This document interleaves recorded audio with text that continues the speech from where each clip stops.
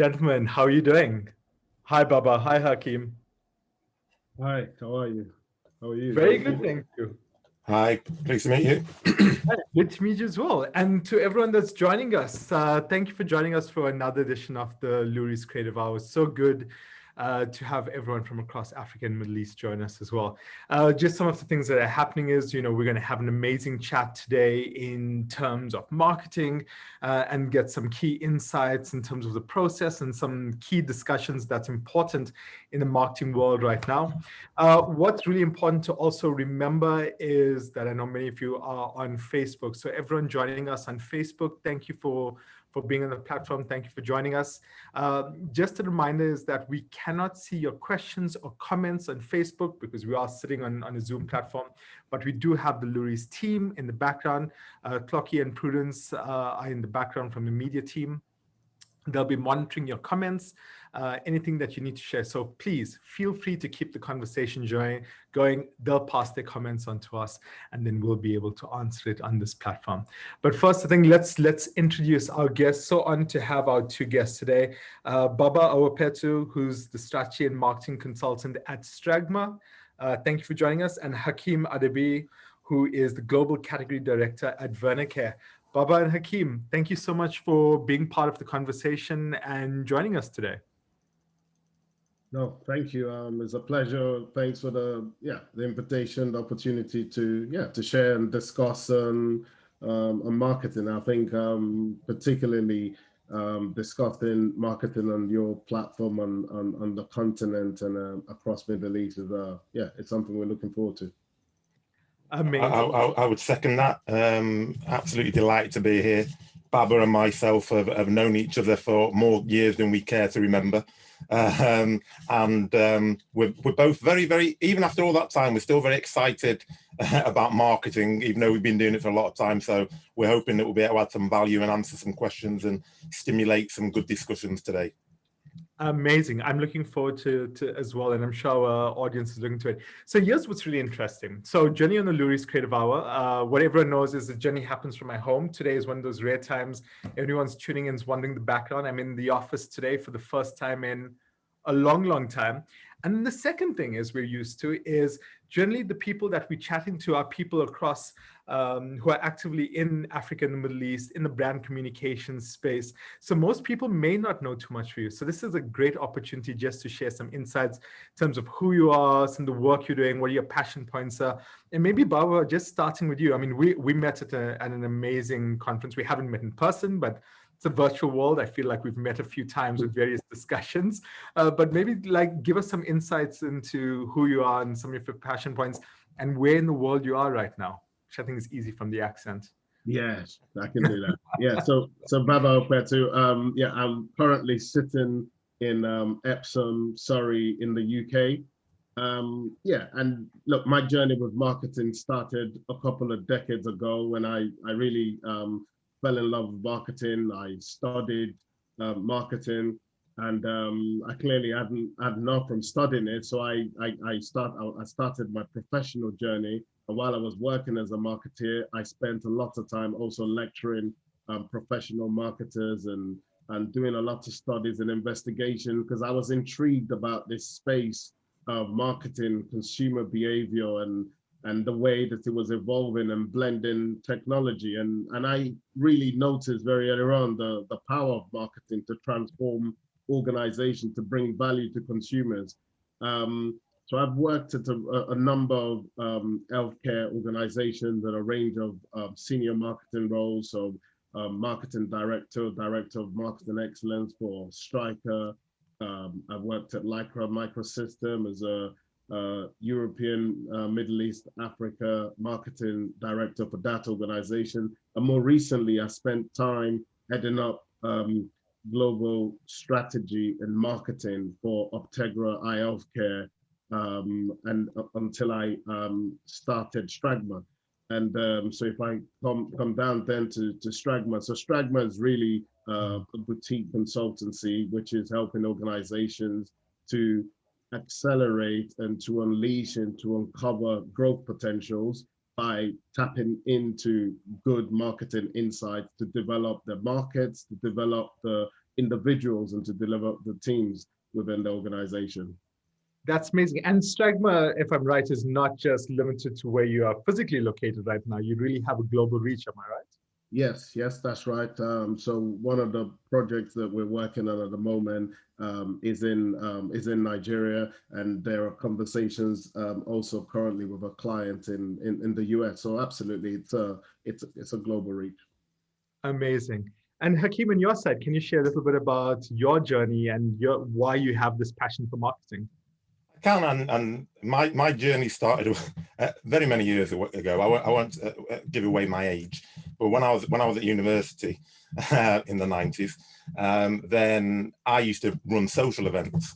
And however you define marketing, you know, in those days, you didn't have all the tools you have now. So if you were running a social event, you had to understand where your target market was.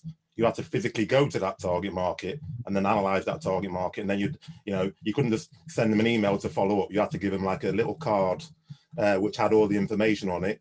And then you didn't have mobile phones either in those days, actually, when I started, when I was promoting. So you always try to work out how's the best way to connect to your audience. So that's where the passion started, because I really enjoyed it. And I even then thought there's a methodology to this. And then when I moved into the pharmaceutical market and I started as a salesperson, and you move through the ranks, and as you start getting into meetings as a sales and a marketeer, as you start moving up, I started to find out that when you're sitting around the table, that people would listen very avidly to the finance guy, listen very avidly to the engineer, etc. When it came to sales and marketing, everybody had an opinion, as if sales and marketing wasn't a skill, as if sales and marketing was that everybody could do it. And I used to find this quite frustrating. So my quest since then has really been to how do we establish sales and marketing? And I say sales and marketing because I see them as two sides of the same coin, and we're going to get into, what marketing really is and how we connect with people. And I had from that point a quest to establish sales and marketing as a discipline alongside finance, alongside engineering, alongside manufacturing. And the only way I felt you could do that was to start to develop systems and processes which could be replicated, because that's what those other environments had, that people respected them for. And generally, I'm not going to say always, but in lots of organizations, the sales and marketing don't have a clear process.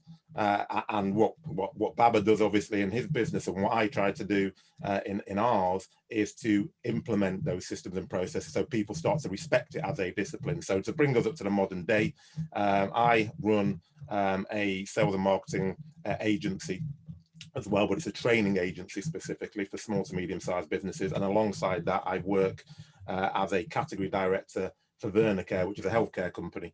And that's my sweet spot, because I've always worked in healthcare since I left university. And that is a global organization, and we're driving the marketing plans and strategies through that organization to actually grow our business outside of the UK. So I'm responsible for everything outside of the UK.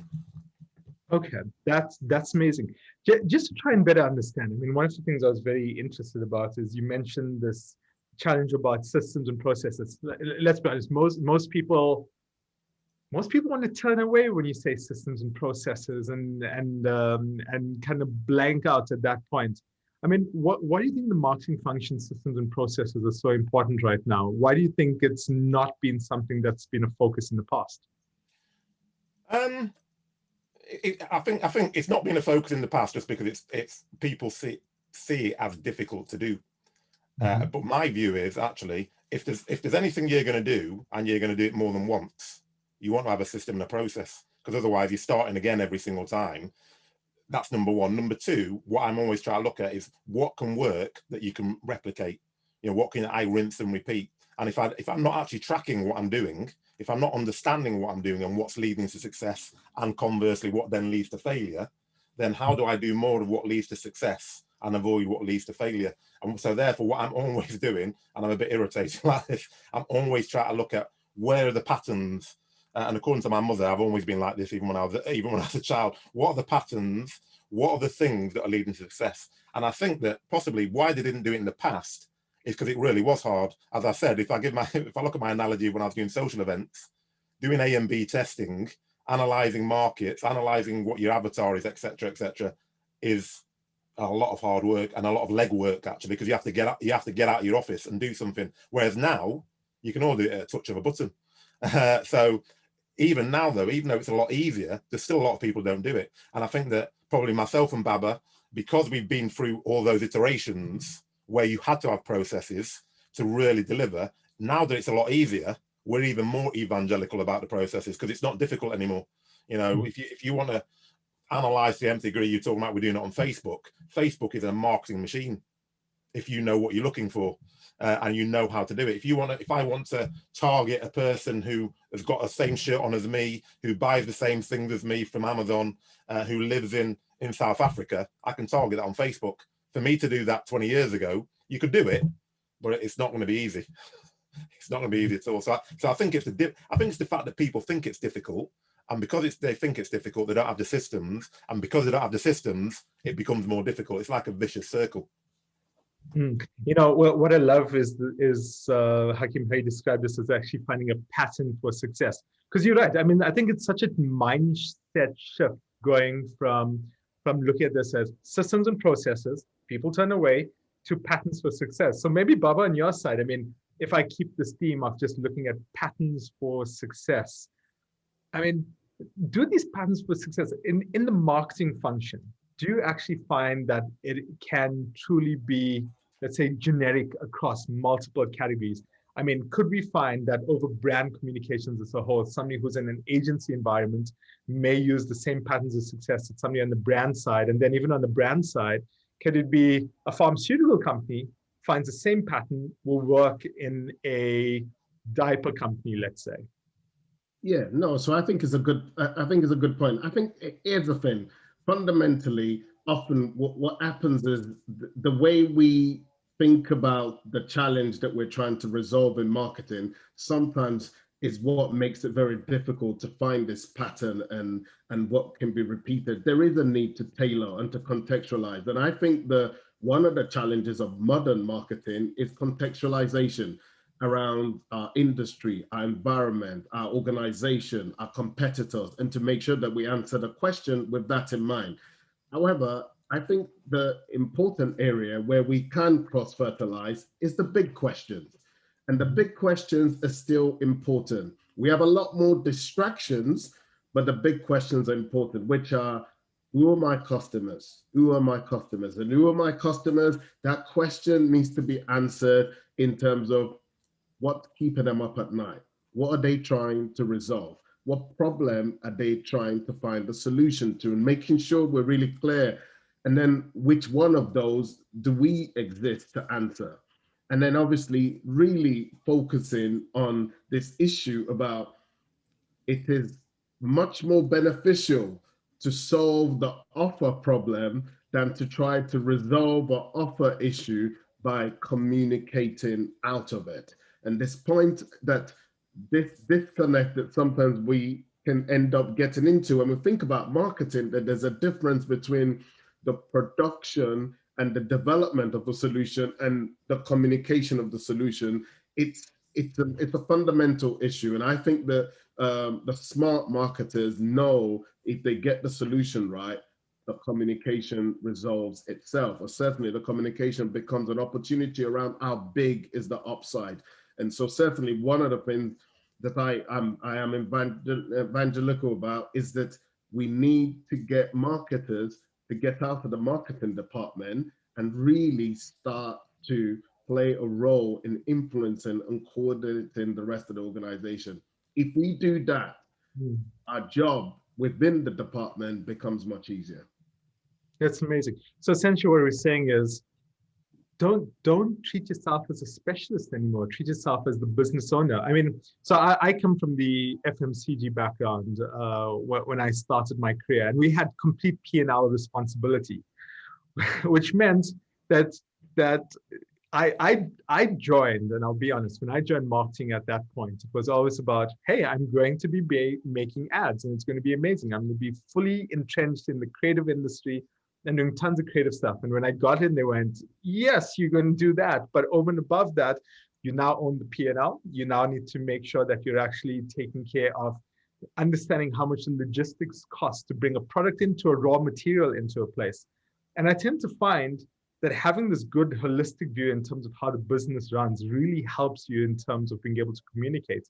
But maybe just adding on to something that you're actually saying as well, Baba, and maybe passing on to Hakeem for this question is, Hakeem, we're, as Baba was saying, one of the big questions is actually focusing on the customer and taking care of that. But how do we know what customers want these days? And I think communication and creativity and the work we need to do is built around being able to communicate in a way that the customer understands what we're offering and find synergy between what they're looking for. But how do we actually go about finding what they want in this modern world? I think it's an important question, and I always start to sound old-fashioned when I answer some of these questions, because I think speaking to customers, I know it's revolutionary, but actually speaking to customers, so firstly understanding who those customers are, because that's important, because you don't want to speak to the wrong people, and you don't want to be providing solutions to the wrong people, but actually finding out who those customers are, where they are, and obviously in today's modern era, the hanging out with those customers, it doesn't mean that you have to go and physically meet them. I think physically meeting is still good, but in the COVID era, probably not so possible. But they're hanging out on Facebook, they're hanging out on LinkedIn, they're hanging out in groups on different platforms. So it's about understanding who those customers are, and then starting to engage them, not just in pure conversations about your products and service, but actually, as Baba just mentioned there, what we're trying to do is understand what keeps them awake at night.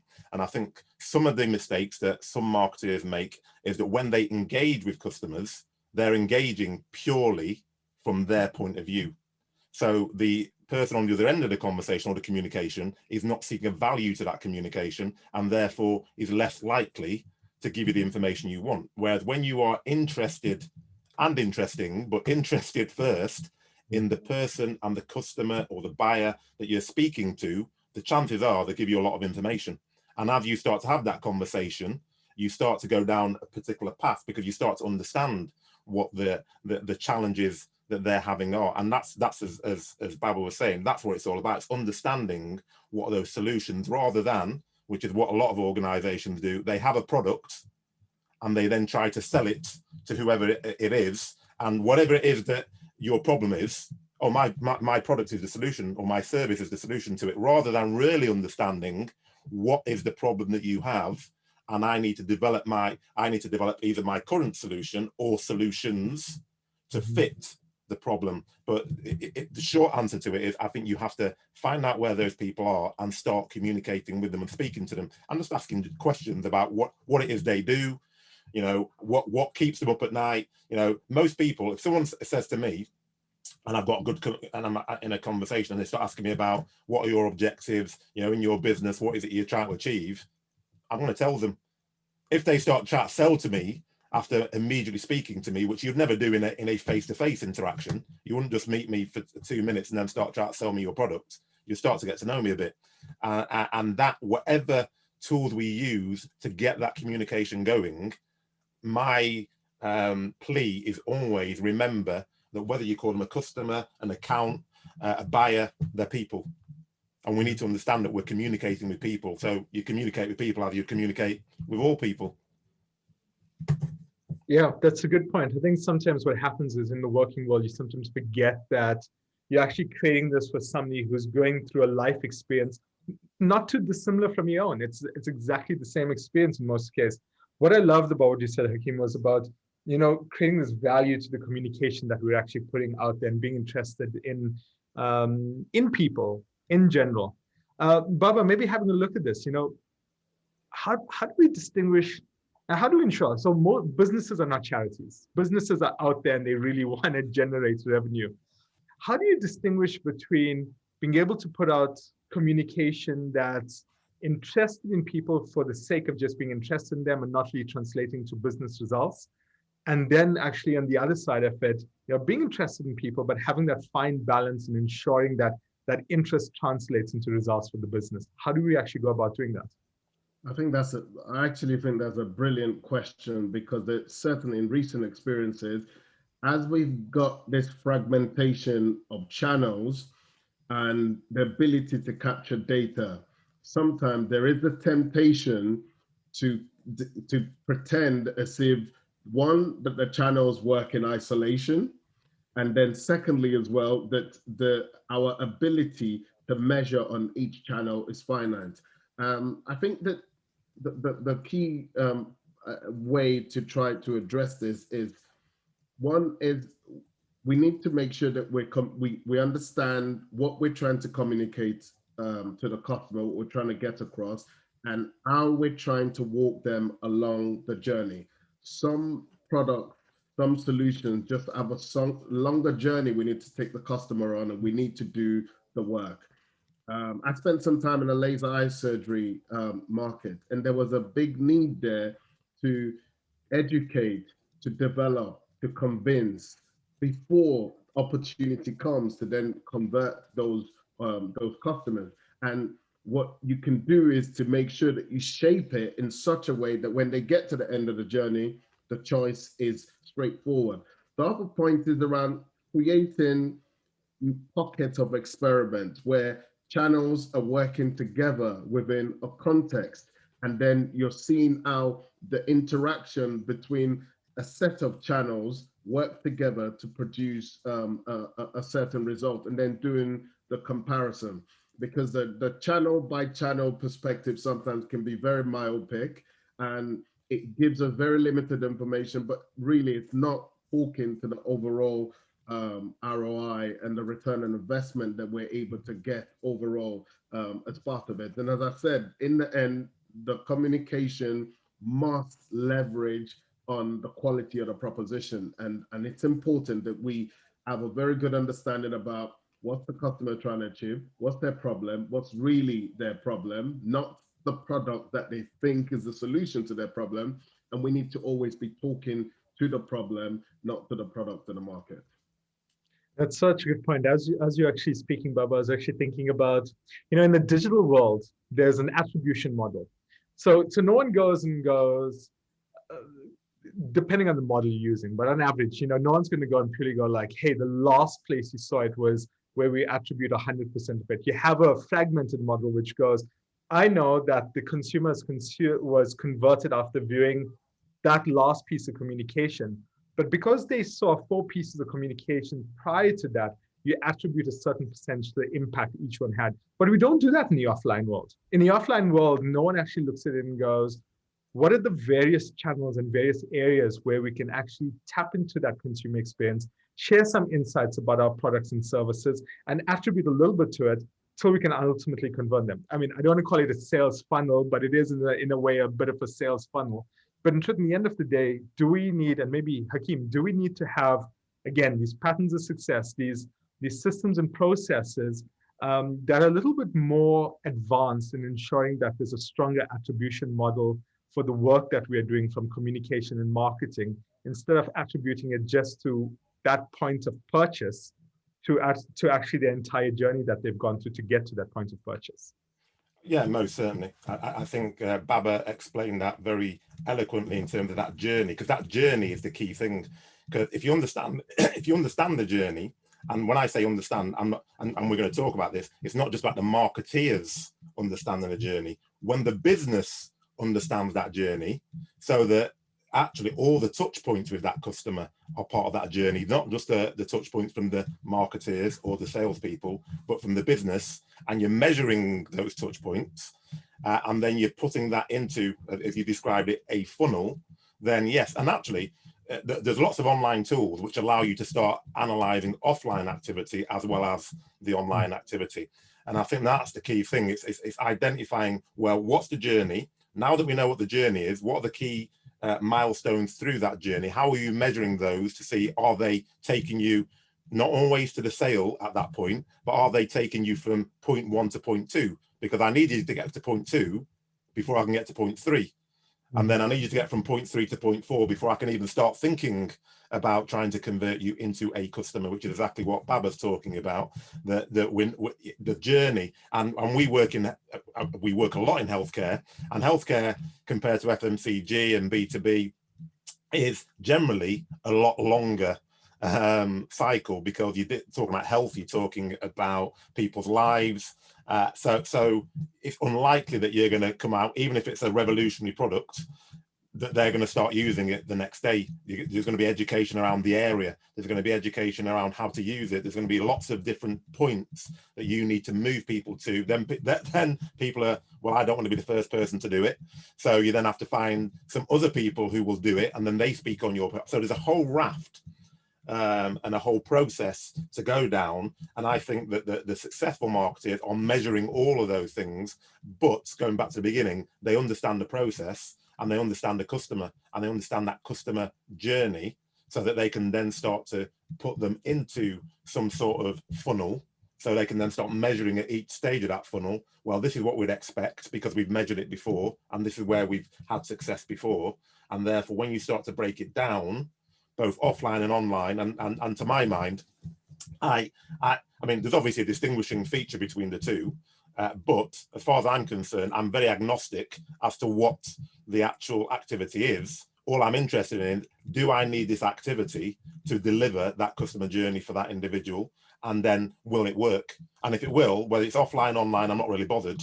I'll measure it in the same way to the ability that I can. Online is a lot easier to measure. It always is, because I don't need to buy a tool. Most of the tools that I'm using actually to send stuff, whether it's emails, whether it's messages, are already giving me the information. But I suppose my background in doing events and doing stuff where you actually physically having to go places, I've always had to measure it. I've always had to have spreadsheets. You know, in everywhere I work, I'm like called the spreadsheet king. And then where I can, I move from spreadsheets to developing, you know, online tools for myself, so I can then start measuring it, because to me it's key. No, that's amazing. Okay, I love spreadsheets as well, but I don't think many people do. No. But just going back to that consumer journey as well, and maybe Baba is one of these things I always look at is, you know, taking them through this consumer journey. We speak about the whole process, but in truth, what we need is amazing creative communication in order to be able to achieve that and take them through this. And depending on certain categories, it can be difficult. I mean, Bob, how do you go about identifying what is the right creative communication to develop and target consumers? I mean, in healthcare, for example, I mean, I'm guessing it needs to be highly functional, and you need to go straight to the point, and again, highly scientific in terms of the communication that you're putting out there.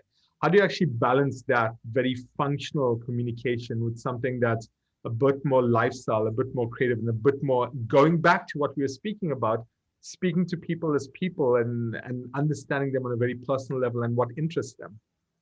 Yeah, so I think it's a good point. I think particularly, as you said, within healthcare, there's a need to balance this emotional and rational communication.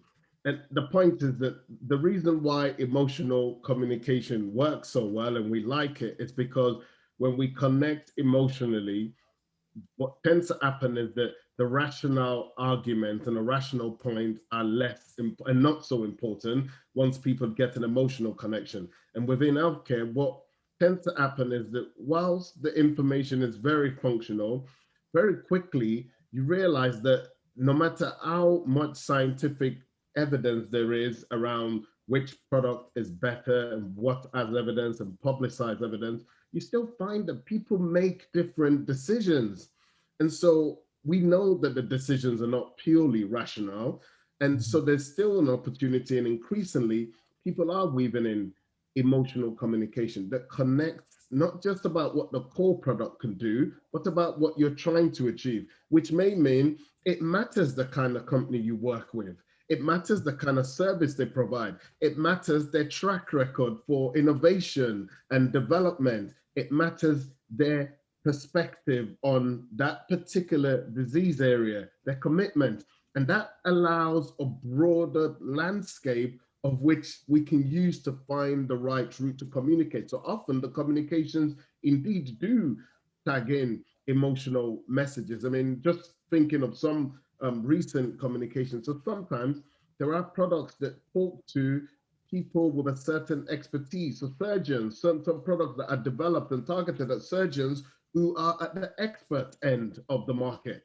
And so therefore clearly, and then allowing the messaging to talk to that individual, how they see themselves, what they're trying to achieve and who they're trying to be, rather than the nitty-gritty of how one product compares to another. And this, I always think, really good communication reframes the market. It gets the customer to go, oh, okay, actually, I've not thought of it like that. And that's that's the purpose of the customer insight, and really understanding their pains, what they're trying to achieve, and the job they're trying to do, and therefore making sure what we come up with fits into that really well. I'll just add to that, actually, Bab, just as you're speaking, because the other thing to understand is that the customer group is not a homogenous mass. So you, and Baba talked about earlier, you need to be very specific and tailor your message, because even in the healthcare environment, you have a different raft of people. So as Baba was talking about, you have the surgeon specifically, you might have a procurement person within there, you've got a nurse in there, and they all make decisions on slightly different, or with slightly different rationale. Some of those are more emotional than others.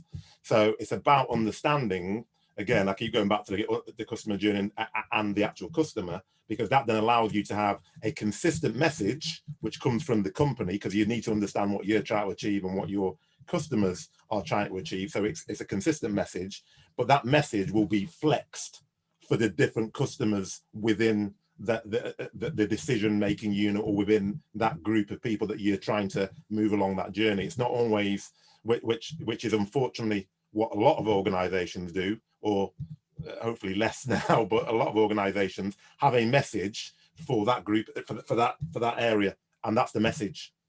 And it doesn't matter whether I'm a doctor, a surgeon, a nurse, or what it is, that's the message, because that's the company message. That may resonate with some of your customers, but it might turn off a lot of other customers. So it's understanding those people within that environment and making sure that you have a top line message, which is corporate. So you're ticking all those points, but then you're flexing it for the specific customer you're talking to. And Baba was talking about, trust and different things that people make decisions on. Again, I come back to it. That's just like us as human beings. The old adage of people by people, it's true to an extent, because if I trust you, and I've worked with you for a period of time, and I know you've got innovation and nowadays, sustainability and lots of other things, people are now putting those personal characteristics onto what they expect from a company. Yeah. So what you expect from a company now is you expect them to have sustainable measures, you expect them to be trustworthy, you expect them to have supply lines. These are all things that are now factored into what the modern purchaser is expecting. So those sort of things have to start to be elevated, because these are issues that are in the marketplace, and you need to make sure that you're not just bringing, as Baba was saying, the specific rationale. This is the product, this is what it's going to do for you, this is fantastic. It's what does it come with? And and Baba and I talk a lot about Apple, and that's what you get with Apple. They're not just buying a product, because you can get better products, you can get cheaper products.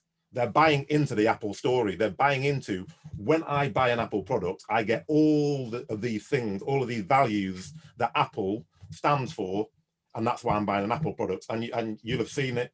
I'm not an Apple user. I'm an Android user, and I'm always trying to convince my Apple friends to buy a different type of phone, because look at all the things, look at all the features it's got. It's better than an iPhone. They're not interested. I buy Apple because it's simple, and I've always bought Apple, and I like what they do and how they do it. That's not about the products, and Apple understand that. Yeah, they get you to buy into an experience, and I think that's where their communication is so fantastic. Is once you've gone to that experience, then they also let you know that you're part of an exclusive group of thinkers. You think a certain way, you act a certain way, and you belong. It's a club membership. It's a club membership. And I'll tell you a little interesting anecdote. Is I was an iPhone user for years, and I refused to get away from it. And I was working with some handset let's not say them, but handset manufacturers in the Android space. And I was doing research for them. And I told them, look, I'm an iPhone user. I'm on a MacBook, which I still use today, and I would not move from my device.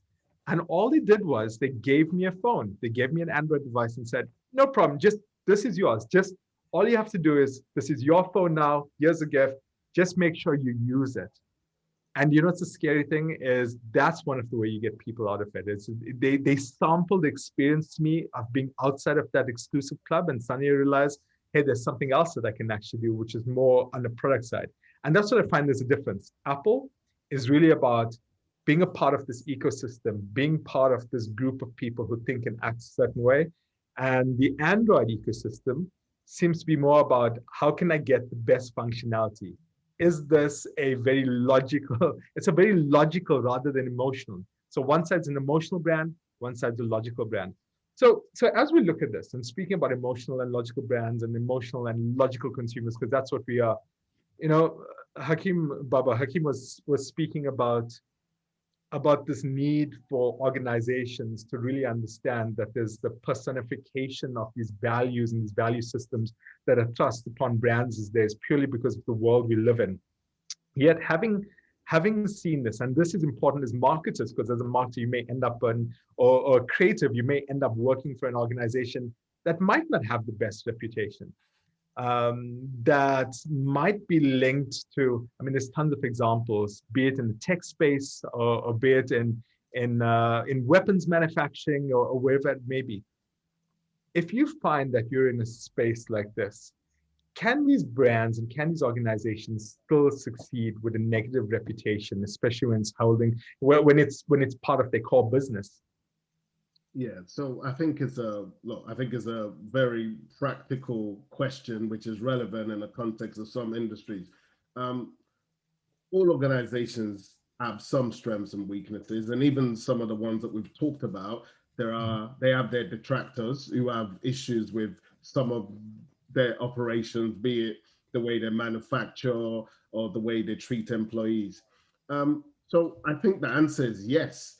I think that, however, there are some weaknesses. All they can try to do is to mitigate it, and to mitigate it in the way that they communicate. And in other words, the communication has got to try to accentuate the good and the positive about what they do and what they have to offer. And in some cases, then just the best that will be possible is to mitigate those negative points. The other point is that to really make sure that communication is focused on their core audience and they don't have too much spread outside of that, because also that potentially is often what then attracts, because what you tend to find is that for those that attract negative publicity is that they have the core customers, and then they have a lot of people with an opinion who are not really within that ecosystem. And it is really around trying to make sure that the noise that comes outside of those from the ecosystem, obviously, fundamentally, I suppose the question is also just generally, as we've seen with some industries, let's also try to migrate towards answering the question in a better way over time, right? And we look at some of the oil companies and look at the direction they're going in, look at the way that they behave in, because ultimately customers buy solutions and they will not rest until they find a perfect solution. Very few industries can claim to be anywhere near a perfect solution. And the gap between today's solution and a perfect solution is the opportunity to become obsolete. And that's something that keeps all organizations awake at night, be it Apple, Google, or whatever, because we know that there are industries and organizations that we think will be here forever because it has that feeling about it. But we also know that time resolves all questions, and if they don't evolve, if they don't keep up, it is possible to go obsolete. So I think that there's also that as well, to make sure that they are going on a journey to do it better and in a more acceptable way to their environment. And I think that's such a good point. You know, we always look at so many organizations and we go, we think they'll be around forever. And I think where it gets really dangerous is when those organizations start acting as if they're going to be around forever. That's always the start of that downward trend for that organization for me, because it means that they've lost sight of the fact that you need to continuously work to get your consumers or your customers and to fight for them. And Hakeem, how much harder is it? So we're in a world right now where we're obviously global. We've never experienced anything like this on a global level, to have a pandemic like this that is impacting businesses, that's impacting consumers. Mindsets are changing. This is a huge impact of change in the way we actually navigate the world.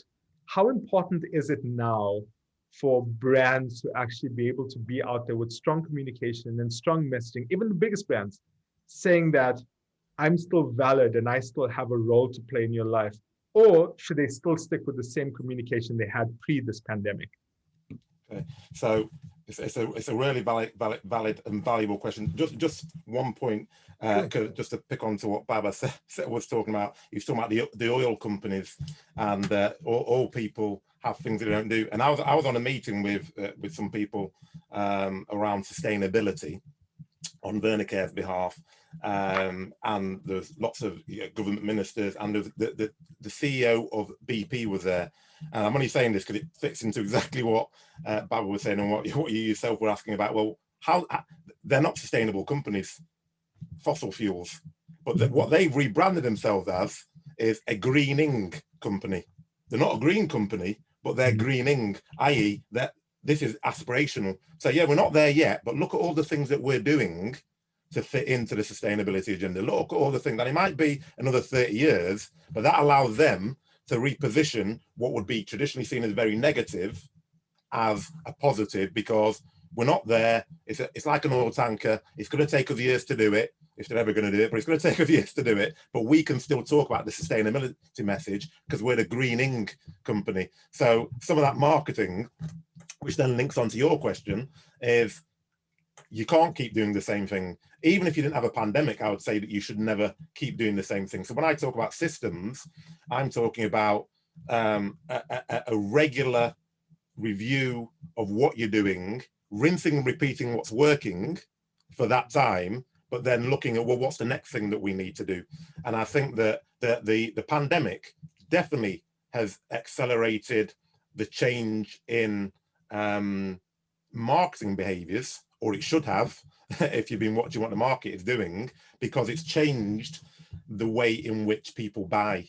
It's changed the way in which people view products and services. I mean, sustainability, which is what we're talking about. I think within the pandemic, because when, certainly in the UK, when the first lockdown came, all of a sudden, birds started coming out that we'd never seen before.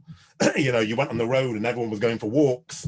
All of a sudden, everybody's thinking about sustainability because they're thinking, well, actually, this is quite pleasant. It wouldn't be pleasant if there was millions of cars on the road or lots of gas, and if I couldn't see these birds again, and if the ducks were... So all of a sudden, people have started to change the way they view their lives, actually. I mean, if you look at social media and the sort of posts, excuse me, that are getting the most juice, they're all about people's personal lives, the work-life balance. Whereas if you go back before, a lot of the posts were more around leadership, success, what I'm doing to be successful. You know, mental health is now becoming really, really important.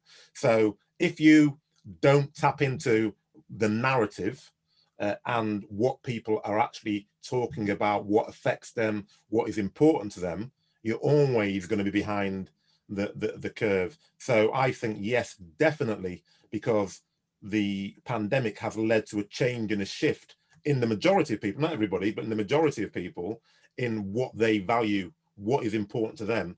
So if you can link that to your brand, and you can link that to your raison d'etre for being as an organization, and you weave that into your messaging, you still have to have a good product, you still have to have a good service. None of those things go away. So you still have to do the traditional good, solid marketing activities, but you have to understand, I think, today more than ever, what is making those people tick, not just with the products, not just with the solution, but as Baba said, with everything that wraps around that organization. I think it's more important today than ever, and you have to keep evolving, because in 6 months' time, in a year's time, it'd be different than it is today.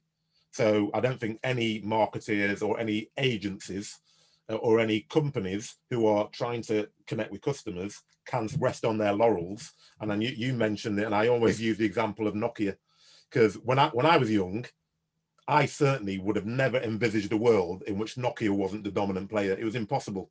It was product placement everywhere. You wanted the phone, you wanted the smallest phone ever. Now, what they understood at the time was that communication space. But me and Baba have talked about it a lot. It's not about, I need a phone. I needed a way to communicate with other people. The way that we communicate now is very different than the way we communicated 20 years ago. So the iPhone, the Android are still an answer to that problem of how do we communicate.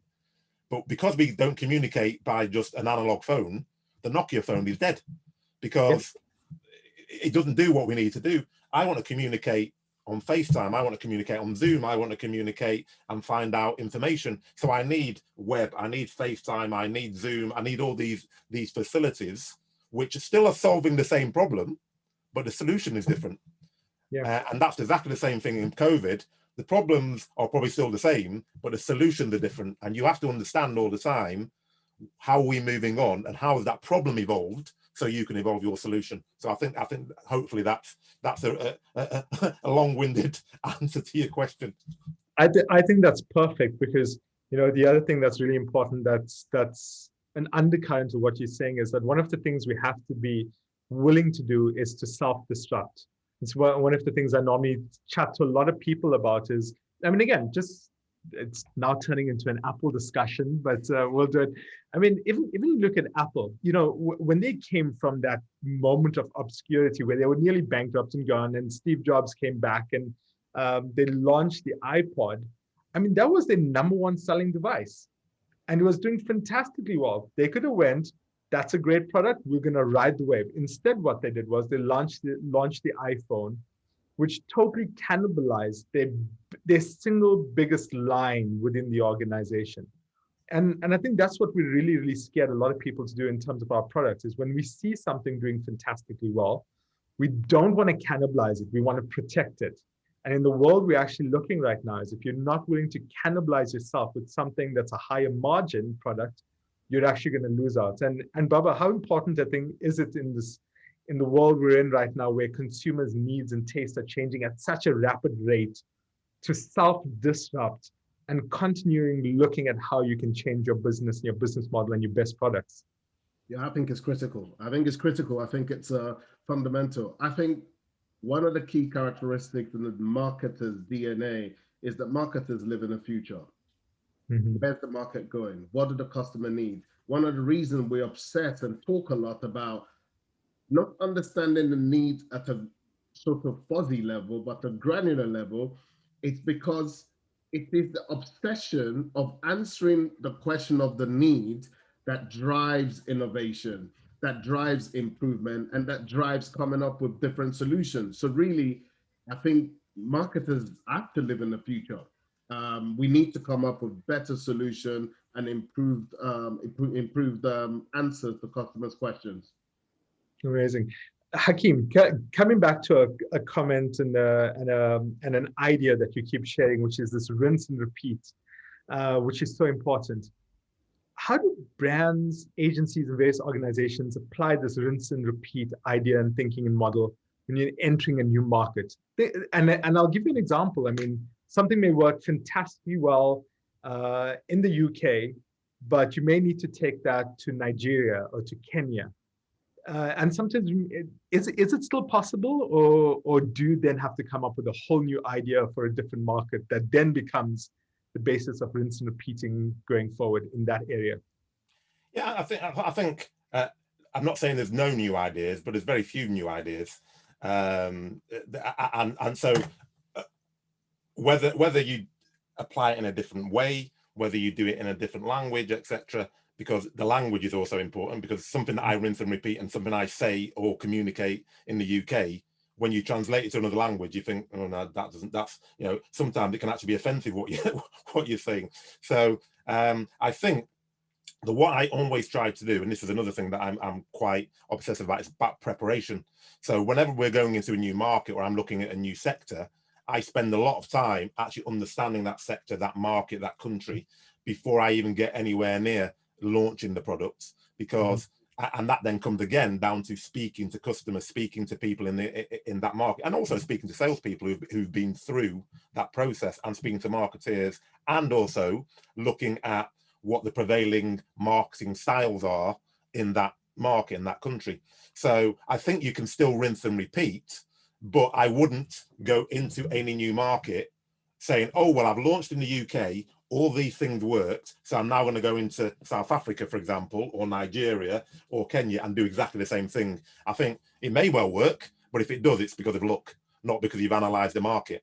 So I would always go into that market well ahead of launching a product, understand, and then start doing some testing, and probably do some user groups and different things with customers, so that I get a full understanding of what is the sales journey here. Because just because you have the same product does not mean the sales journey is the same in different markets or with different people. So I'm always very obsessive about, and you can never know everything, but I try to know as much as I can about whatever market and whatever product I'm in, so that I can tick those boxes. And then once you've launched, and then you'll go through, I don't care who you are, however well you launch, you're going to make mistakes. And to me, I enjoy making mistakes. I don't enjoy making the same mistake twice, but the mistake is a learning opportunity for me, because there must have been a reason why I did that thing. So I've done it. I've now learned that doesn't work. But by learning that doesn't work, automatically you've learned that something else does work. So then I'll start putting that in place, and you start refining that. And then once I've hit, you never get a perfect formula, but once I think I've got a decent formula for this market, that's when I'll start launching the product. And then even throughout that whole process, to me, the key of any launch process, any advancement, any marketing is, are you, as Baba said, future-proofing it and looking to the future? Because when I launch a product, I'm already thinking 3 or 4 iterations down the line. So that means that I'm always interested, because I'm never sitting there thinking, I provided the solution to your problem, I'll now relax for the next 10 years. Because that way, destruction lies, as Nokia can attest to, and lots of other brands. I'm thinking, right, I've developed something that solves your problem today, but your problem tomorrow and the day after are likely to be different. Or the problem's the same, but the solution is going to be different. And I need to be the one that's bringing you that different solution, rather than waiting for a new innovative company to come in 2 years' time, who only sees the problem as it is at that point. And I'm still 2 years behind, saying, oh, well, the problem I launched was X, so I'm going to give you this solution. So I think that it's really critical to understand the market, understand the sector, and then be specific for those, using obviously the knowledge that you have, because we're still dealing with people, whatever market you're in, but not sticking resolutely to that. And then the rinse and repeat comes in once you understand that particular sector and that market, I think. And I think that makes so much sense. And in fact, as you're speaking, what I was actually thinking about, Hakeem, is that, the beauty of it is what I think the best marketers, best agencies out there, and the most creative people, the best creatives, realize that problems are not static. We always treat problems as being static, and we continuously rush to try and find a solution and engulf that. But in truth, in the same way that we create new products and services and communication, in the same way the problems change and evolve over time. Sadly, we've actually run out and we're close to end of time. So I've enjoyed this chat so much, and I think there's so much more I'd love to have been able to touch on in terms of the marketing journey and some of the things that we actually touch on. But maybe some parting words. Baba, starting maybe with you from your side, some parting advice in terms of how is it that we can actually go out there and, as marketing as a function, effectively serve society in the future, especially as Hakeem has said, we're always future thinking. And the question for you, and then I'll pass it on to Hakeem as well. How do marketers serve society? Yeah, I think to serve society, I think we need to obsess about problems. We need to be trying to understand them, listening, observing, and really synthesizing all the signals we get in. We need to be thinking about not what is the challenges our customers are going to be facing in the future. I think second point I would say is that we have to recruit the whole organization to participate in the process. The marketing function should not feel isolated to answer this question. When we answer the marketing question properly, we utilize the full force of the rest of the organization, the other functions, operations, sales, R&D, customer services, they all part of the process, both to try to help us to get a better understanding and to deliver a better solution. And then the point really is that the process is required to communicate well. It's the same work that's required to deliver good solutions. They're the same, because ultimately you find out in an ideal world, where does Baba want to be? Then you communicate to that and you develop to that. Now, ideally, we don't have too big a gap between the dream that we're selling and what we're able to deliver. And we're really trying to close that gap over time. And that gives us a platform really to be able to, for the brand to exist in and to take the customers on a journey. Amazing. Thanks for those words. Hakeem? Probably going to be boring. I'm probably going to say what Baba said, but in a slightly different way. So firstly, I would say preparation and process. I think that's probably come through that. I'm obsessed with that. Understand what it is you're trying to achieve. Make sure the organization understands what it's trying to achieve. Understand what the customers are trying to achieve. And then what you try to do is connect those two things together, because that then allows you to firstly develop solutions for the current problems, but also constantly be looking for the solutions for the problems of the future. I think the best advice I was ever given very early in my career is to have a thirst for knowledge. Because if you have a thirst for knowledge, that knowledge, when you try to serve society, if you're thirsty to understand what are the problems that those customers have, what are the problems that individuals have, because if you understand that and you have a thirst for it, you're never static, because the problems don't are not static. So you're always constantly reading, understanding, looking at other industries, and not being myopic around, number one, as Baba said, the organizational structure, and number two, the market structure, and saying, well, I work in healthcare, so the only marketing I can instill in people I work with is healthcare marketing. Because you can take, and as I said earlier, I'm agnostic about where I take the ideas from. I don't care if I see a good marketing idea, or I see a good marketing campaign, or I see a good marketing structure, then I'm thirsty, bringing back the thirst for knowledge, to take that information and see, well, how can I utilize that? Because it's worked over there. It might not work wholesale here, but there must be aspects of what they're doing, because they're just connecting with people. So there must be aspects of what they're doing that I can do. And I think that, just in summary, understand your market and identify what the problems are that you're trying to solve, and remain singularly focused that you as an organization and an individual within that organization are there to solve problems. You're not there just to market. Amazing. Thank you so much for that, Hakeem. Baba Awopetu from Stragmar and Hakeem Adebiyi from Vernacare. Gentlemen, thank you so much for making the time to join us on Loeries Creative Hour. To everyone who is watching, thank you for making the time. Also, please remember to share this. It will be available on our Facebook page. So if you go to Loeries, search for Loeries on Facebook, you'll be able to watch this entire conversation again. Gentlemen, also, you're both available on LinkedIn. So if anyone does want to connect with this gentleman, if you don't mind, I'm going to say, please look out for you on LinkedIn as well. Thank you to both of you. And please stay safe. I know it's still crazy times out there, so I hope things are good in the UK as well. In the whole world, actually, we're all still struggling. But appreciate your time, and thank you so much for making the time to join us. And I look forward to having more conversations with the both of you. Thank you very much. Thank you. Thank you. Amazing. Take care, Baba. Take care, Hakeem. And take care to everyone joining us. Cheers, Bye-bye.